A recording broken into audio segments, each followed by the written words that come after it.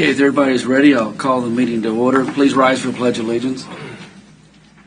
I pledge allegiance to the flag of the United States of America and to the republic for which it stands, one nation, under God, indivisible, with liberty and justice for all.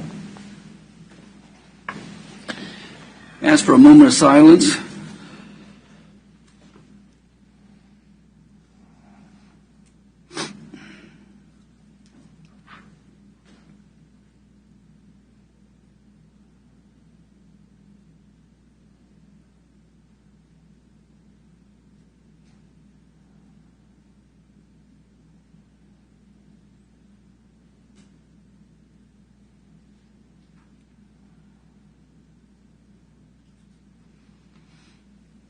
Okay, I want to thank you. I want to welcome everybody here. Everybody's watching or will be watching. I appreciate it. I know the county commissioners do also. We'll go to public comment. I'm sorry, I'll go to roll call first. I'll start with Commissioner Vicki Cause. Here. Commissioner, I'm here. Commissioner Doug Smith. Here. Mr. Mike Stephen. Here. Mr. Jeff Culberson. Here. All righty. Welcome, commissioners. Okay, going on public comment. Mark, there wasn't anything on the thing, so I don't believe we have anything whatsoever. Okay. Joe's here, didn't have public comment. Okay. Administrative business, going to challenge coin outline. Commissioners, in your packet you have kind of an outline that the board had talked about creating some challenge coins, and some ideas were thrown out about maybe having a contest for the schools to come up with a logo design. So there's just kind of an outline in your packet that we would like to see if the board's okay with, and then before we reach out to any of the schools and engage them. It's just some of the ideas that staff came up with. Becky is going to be working on this if this is okay with the board. And then the other part of that is the logo on one side, that if we do the competition, and then is there something in particular the board would like to put on the other side, like maybe the courthouse or something like that. Yeah. I think that's a good idea to have the one side set up for the courthouse or something like that. I'd like to, and I know this is real early, and I'm glad the other county commissioners took this and ran with it too, and thank Becky for taking the lead on this. I'd like to get a timeline on it, maybe 30 to 45 days out. That way when we're talking to the superintendents or whoever we need to talk to, or whoever Becky needs to talk to, that they know a timeline we can do that. I noticed on here too there's a thing for a gift card.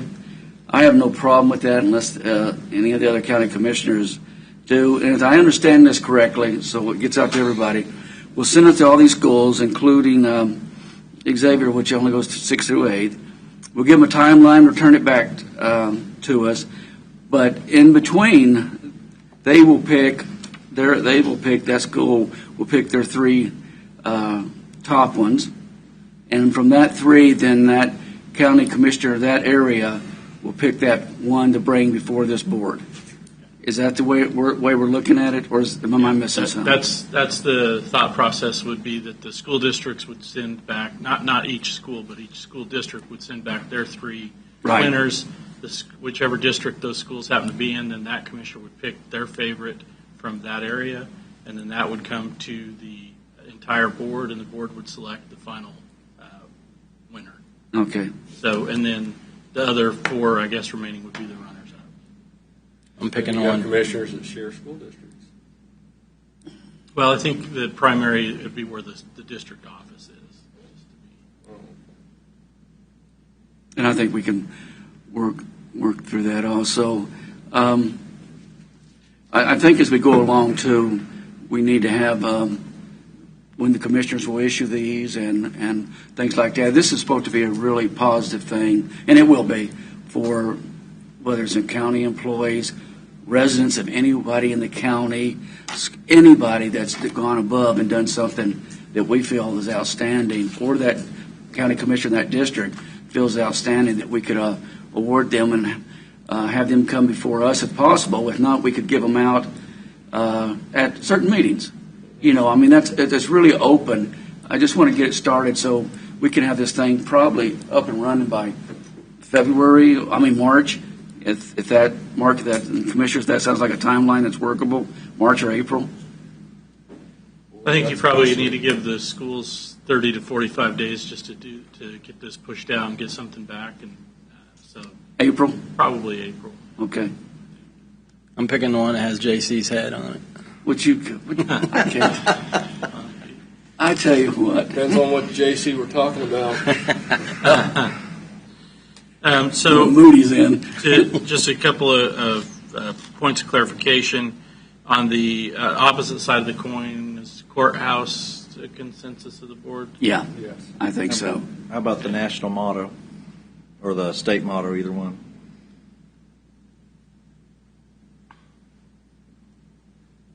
Sure.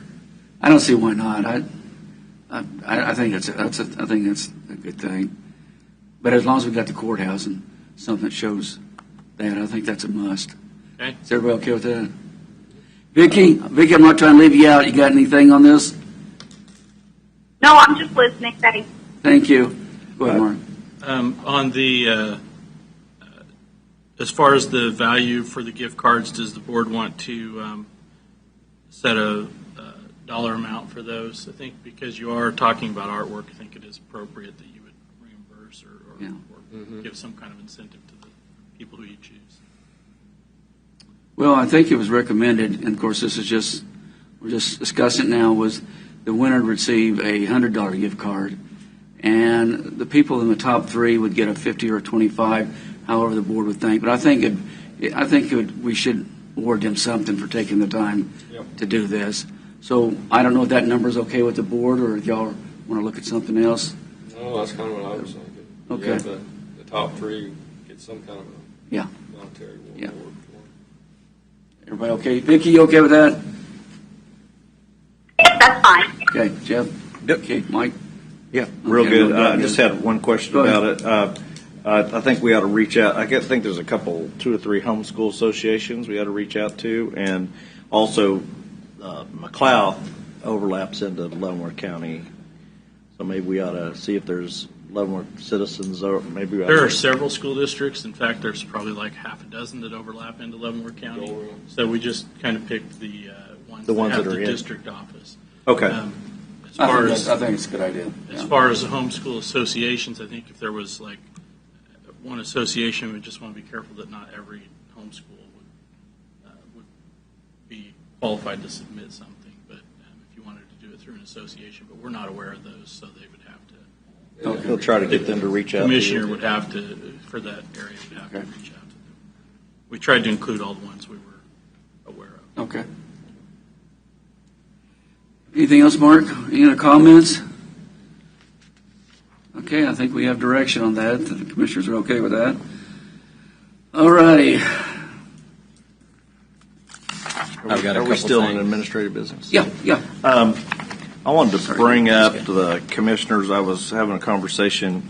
I went to the Tonganoxie City Council meeting, and it came up about we were discussing ARPA funds, and I guess I was still under the impression that we were going to have some portion of our ARPA funds were going to be dedicated towards matching with the various cities, so that they could leverage their funds. Like if they had 250, we could put 250 towards various projects. On But street projects, road just- improvements, or just- anything? Just road Okay. improvement projects. So I was visiting with county administrator, and I think we need to get a clarification. Are we intending that happen with the ARPA funds, or are we we're matching Baser with the $2 million, and I think we need to. Mark, let At me least- ask Mark something. Yes. Mark, I was down in Georgia visiting my parents when I watched this one. I thought we left at that there would be more discussion with $1 million left, and then it would be decided the county would need to take that and go with it, or we talked about, I think it was $1 million, I could be wrong, $1 million that we'd go and work with the other communities with also, especially since we just gave Baser 2, and I think we had a meeting we'd planned. But I could have got that wrong. So clear it up for me if you would. So, yeah, the commission did have a work session on this, and several discussions ensued, but primarily the direction was that, one, we haven't even received the second half of the funds from the federal government yet. So until we do, we didn't want to program out too far. Two, the first half of the funds have already been allocated to projects, either to county projects or through the one agreement that we're working on with Baser. But at the end of the day, I think what the board decided was, let's wait, see what the final direction from the federal government was on how the funds could be utilized, look at what county projects were available, and then see how we wanted to prioritize those funds. I think that the board did discuss that up to $1 million be available, but no more than $1 million for additional matching fund projects. This is Commissioner Cos. That was my recollection as well. Mm-hmm. Thank you, Vicki. And, you know, my concern was we need to, any of the county routes that run through the cities, kind of like the Baser deal is, we really need to look at that when it comes to matching. Because if we can do matching and there's an improvement, we can turn them streets over to the cities after that, just like Eisenhower. Yeah, I thought that's our guys appreciated that this last snow. I thought that's the direction we were going. I just wondered. So we're still just going down the road right now. We don't have anything to. We won't receive our second portion of our funds probably until May. Okay. Like that. And then we're still working on. I know Public Works still working on their list of projects that would be eligible. And, Okay. There's still the chance. You know, the Senate passed the Flexibility in Spending Act for the ARPA funds, which would basically allow us to utilize our funds for anything government related, so any kind of infrastructure projects. But that has yet to be considered by the House. So hopefully they'll maybe before the second tranche of funds come out, they'll get that resolved. It would make it a lot easier for us on determining where the funds come in and also on reporting. Absolutely. Thank you, Mark. Mike, does that answer that? Yeah, I just wondered, is there going to be a point at some point soon where we can have like a spreadsheet of how these funds are kind of planned and designated up to this point? Yeah, I think, again, the projects that you all have authorized were the Cushing building, the IT infrastructure project that we're working on, and then gave Bill direction for some stormwater projects, and then the money for Baser. That's what's been committed, nothing else over and above that. So nothing's changed on that avenue. But Okay. Except for the rate of inflation on this project. Money value.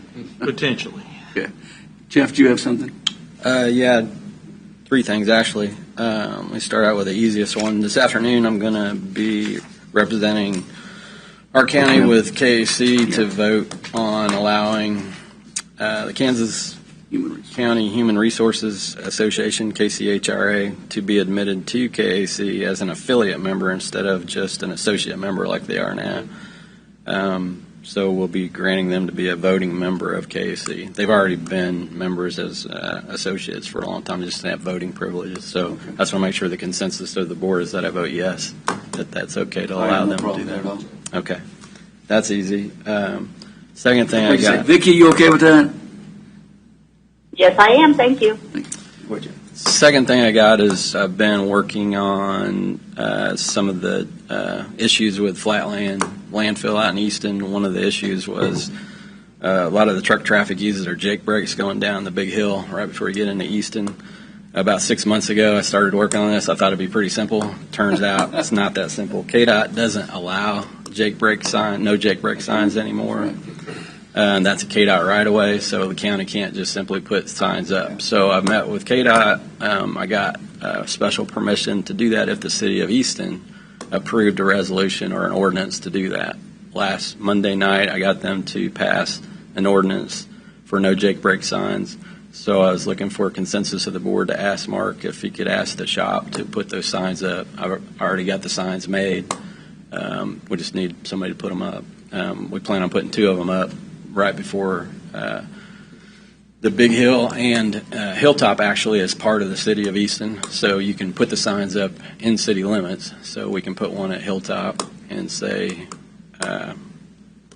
no Jake breaks next 2 miles, and then another one right before the Big Hill.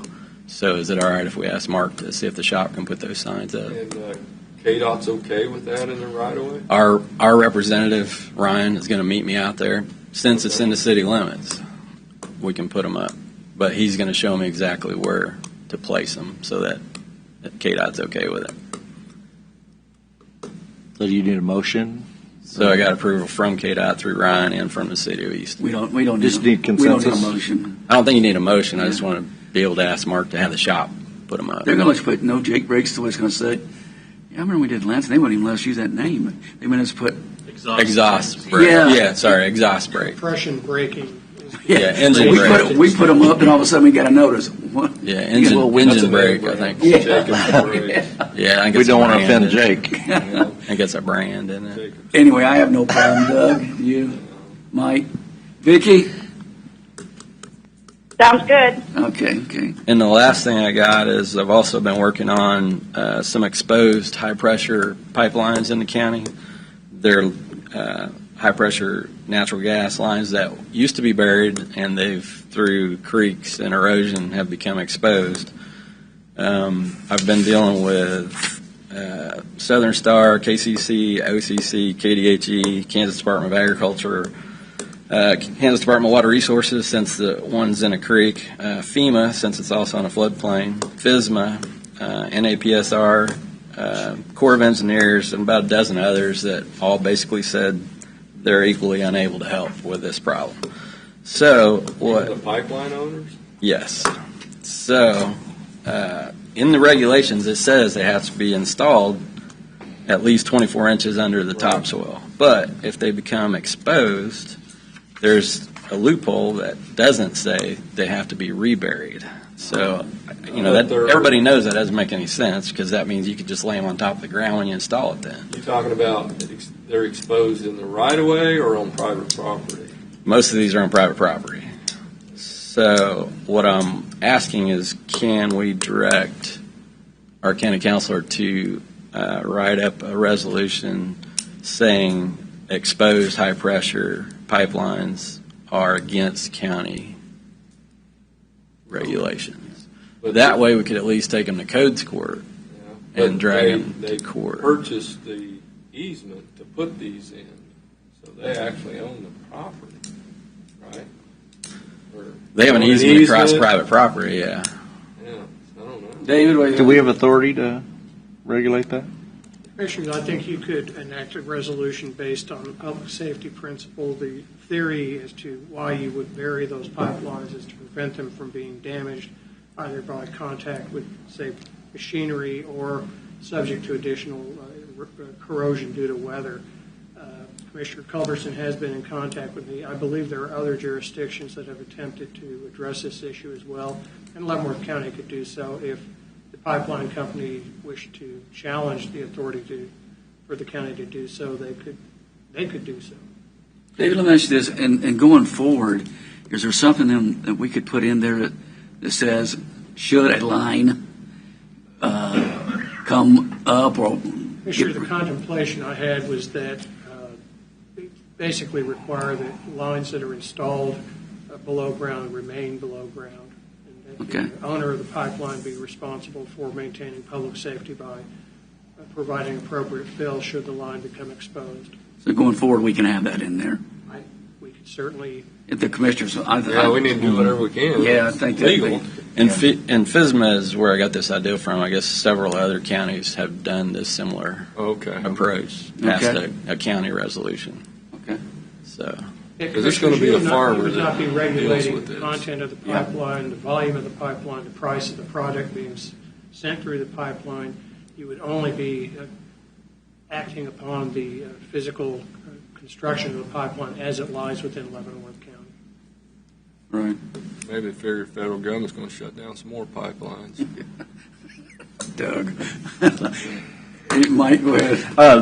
This is a separate issue, but I know you're working on an SUP policy, and in the development of the SUP policy, is it possible, and maybe the county council can address this, but if a business comes to us and they have been operating illegally and they need an SUP, can we perhaps give a grace period of 6 months or so to get everybody in compliance, but then after that require a fee or a penalty if you're operating illegally when they come into compliance?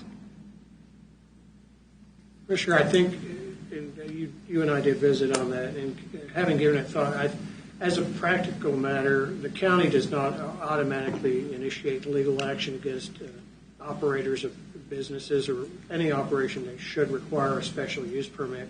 Upon detecting that, we grant de facto grace period by allowing them to make application and go through the hearing process, which can take up to 6 months, depending on the nature of the business. As far as enforcement, if the board were to determine that you had a recalcitrant, a hesitant operator of an enterprise that should have a special use permit and they were declined to obtain a special use permit, you could file an action against them in codes court and obtain fines against them. The county would only recoup $5 of the potential $250 fine, and the rest goes to the state. However, you could begin to enact enforcement provisions against them. In the case of building permits, if I construct a residence or structure that should have had a building permit issued, if I later come in to get the building permit, I pay a premium above the fee, and we could certainly enact that with respect to special use permits.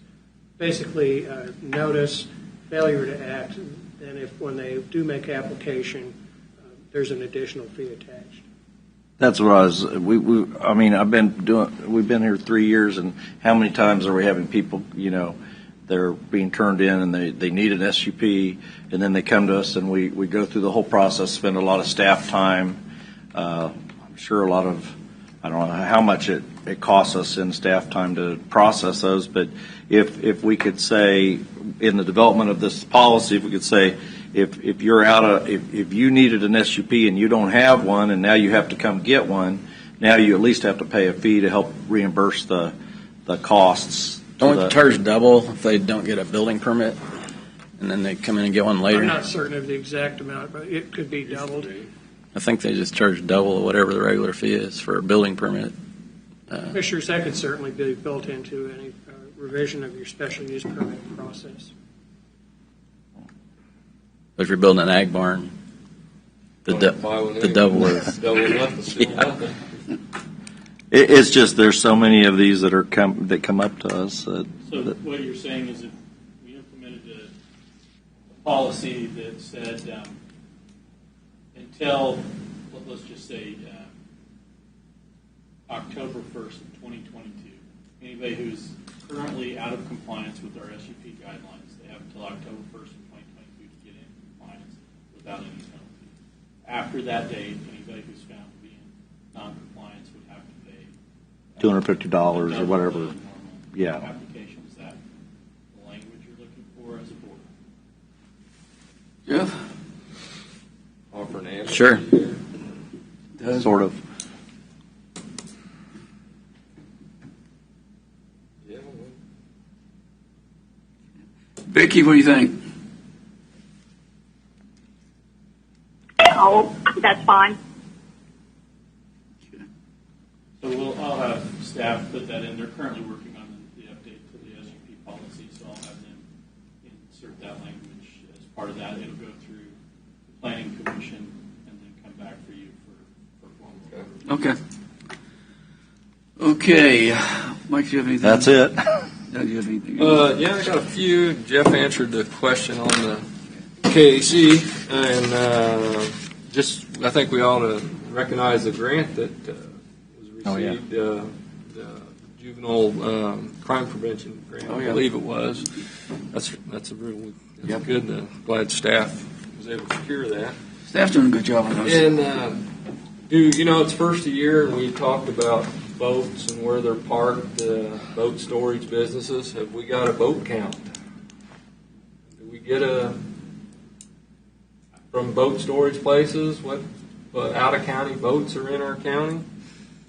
I'm I'll not have to aware check. of one. I could ask the county appraiser, but they're not, I don't believe they're legally obligated to inform us of that. I Okay. can ask the county appraiser.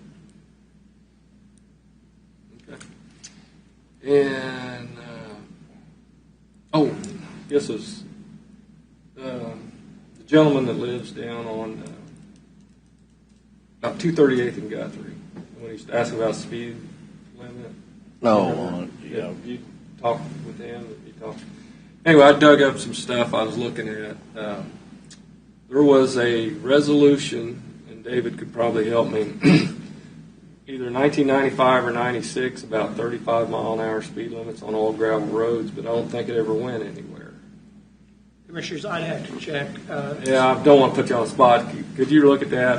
I just dug it up, and I was believe looking for the- some of I believe Mr. the Culberson's policy stuff. may read that unless otherwise posted, the speed limit on all county non-hard surface roads is 35 miles per hour, but I'll look into that. I thought we was going to have to post them all or something. If we did that, or post a resolution, maybe. I'll look into it. There are state statutes that set speed limits unless otherwise posted.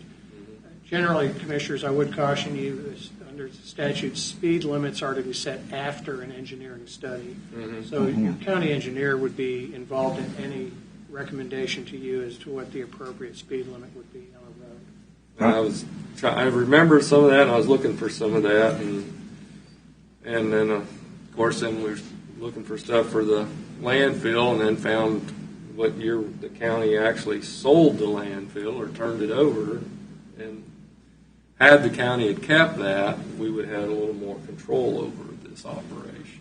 I had a constituent that asked for the speed limits, and I asked Bill downstairs, and he gave me a packet about this thick, full of resolutions that were different on different roads. Right. And, But that's like he was talking yeah. about after an engineering study's been done. But they were trying to do a blanket, and this has been done before. When I first started here, they were posted at 40 miles an hour, but they had to remove all the 40 mile an hour because it was 35. Then in the mid '90s, they passed a resolution, and then it never went anywhere because I thought we was going to have to post a resolution on each one of these roads, or do a study on each road to see, because 35 is probably too fast for some of the roads. Commissioners, I'll look It's into that complicated, for you. all right? And I understand where these folks are coming from with people driving too fast on these roads. I think, David, forgot a few things, but the engineer, what Doug is leading to, is usually the one that said that the state sets it, and then if you did decide to change it by resolution, whatever, the commissioners vote to do that, we have to post it and notify people we're doing it. The catch-all is you got to be very careful when you're changing one after a state and an engineer's already done it until we have a survey done ourselves, engineer study Which done. Is that what costs you're saying, money. Doug? Yeah. Commissioners, there's no statutory definition of what constitutes an engineering study. I would submit to you an engineering study is having a licensed engineer review the physical characteristics of the road, the traffic count, and offer to you their opinion based on their training as to what an appropriate speed limit would be. Yeah. But that's better than just throwing a sign up. You're not supposed to just throw a sign up. Okay, good point, Doug. Well, Anything else, Doug? pass it on. That we did Yeah, I think some it was- research. But that particular road, I understand his concerns because it's a 90-degree. It's not a through road. Well, yeah. I don't know if you got 238. You've been down in that area. Not for a while, but he told me about it. Yeah, right. No, goes over to Fall Leaf area. Anything else, Doug? That gets it. Okay, any other commissioner? Okay, then I'll move on to the consent agenda. Anything need to be pulled? If not, Mr. Chairman, I move that we accept the consent agenda as presented. I'll second it. Motion second. Any discussion? Roll call. Commissioner Cos? Aye. Aye. Commissioner Smith? Aye. Mr. Stephen? Aye. Mr. Culberson? Aye. Formal board action. Consider a motion to approve Resolution 2022-1 approving the execution and deliver an agreement to release and assign the city's opioid claims to the Kansas Attorney General, and certifying cause attributable to substance abuse and addiction mitigation in excess of $500. David? Mr. Chairman, members of the Commission, I've submitted the proposed resolution to you. It is a modified version of a model resolution prepared by the League of Municipalities and utilized by the Office of the Kansas Attorney General with respect to the assignment of claims of various municipalities regarding ongoing opioid litigation. We earlier, last week's meeting, discussed the issue of the assignment of our claims and the fact that under legislation enacted by the state of Kansas after Leavenworth County had initiated its legal actions, the state, in essence, created a law that said unless you assign your litigation proceeds to the state of Kansas, you are foreclosed from applying for or receiving any state funds for opioid remediation. It's determined that that could potentially and significantly impact the county, since the current structure of the largest settlement to date provides that the funding go to the state's attorney generals, which would, by operation, cut us out of any of the proceeds. I'm not trying to say that the state took your money, but the state has enacted legislation that requires your proceeds be paid to the state, and then you make application to receive them back. I did inquire of our private legal counsel as to the effect of this and the advisability of whether to enact the assignment or effect the assignment, and I received this response on December 30th at 12:35 p.m. Well, we reviewed the legislation and spoke to other Kansas lawyers. You need to assign to the state in order to participate.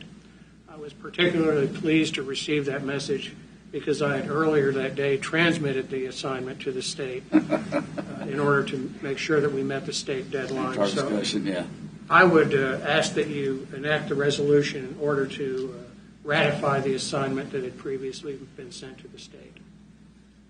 Well, I think we've discussed it enough. Doug? Anyway. Well, I'm good. I'm ready. Go ahead, Doug. Mr. Chairman, I move that we approve Resolution 2022-1, the opiate proceeds.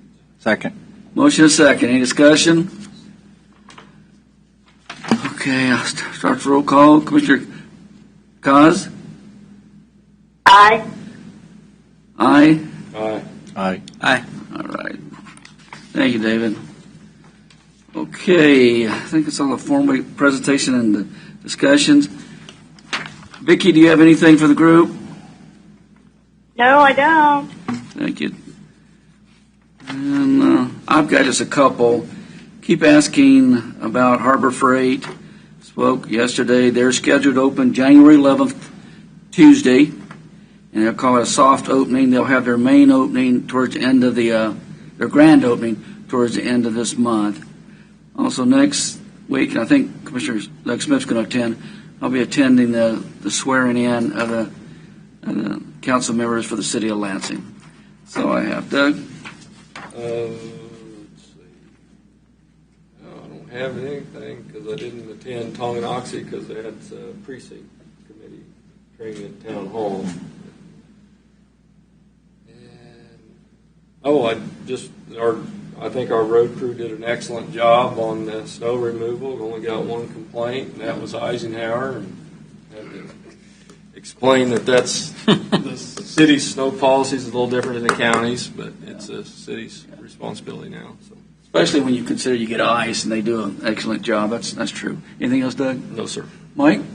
Attended the Tonganoxie City Council meeting and gave them a report on some of our rural road projects and County Road 30, and visited with the city manager about this ARP funds and those type of things. And that's all I have. Jeff, you have anything? Yeah, Monday night I attended the Easton City Council meeting, worked out the kinks in the MOU agreement between the city and the county for, we basically traded half of Broad Street. And by half, I mean one lane, not both lanes, for all of 231st Street. So that makes a lot more sense now since that's our county route through the city. And also got the Jake Break signs approved. Attended Leavenworth City work session last night, and then also I wanted to do a plug for I'm working with the Council on Aging, planning a spring concert, benefit concert to raise funds for Meals on Wheels and the move to the Cushing building. It's going to be probably in May. That's some of the details we're working out now, but it'll have several bands, food trucks, beer garden, craft bazaar, petting zoo and face painting for the kids. Haymarket Square is where we're planning it. So Great, Jeff. we'll get more details as they come up. That's excellent. Take over the whole downtown then, because any event for council on aging Yeah, it does. has a turnout. Yeah, you do quite well. Mark or David, you have anything? If not, Just Commissioner Cos, I just want to add one more thing. Just go ahead, Vicki. FYI for you two, Mike Smith, that the joint board for Fire District 1 will be meeting next week. What was that? I'm Could you sorry. say that again? Fire district meeting. Oh, Fire Is District. Tonight? Joint board for the Fire District number Yeah, 1 yeah, will be yeah, meeting. yeah. So One of you guys I may go to that. attend, I always but probably Commissioner Mike Smith will probably attend as well, I would assume. Yeah. I planned on. I was at the one last month. Okay. Well, if either one you can't make it, I'm not that far from there. Okay. So just let me know. Anything else, Vicki? No, that's it. Okay. Now I'll take a motion to adjourn. I'll move that we adjourn. Second. Motion and second. Call the roll. Councilmember Cos, Aye. Commissioner, that's me, Smith, Commissioner Doug Smith, Aye. Commissioner Mike, Aye. and Culberson, aye. We're adjourned. Thanks, folks. Look at that, Mark.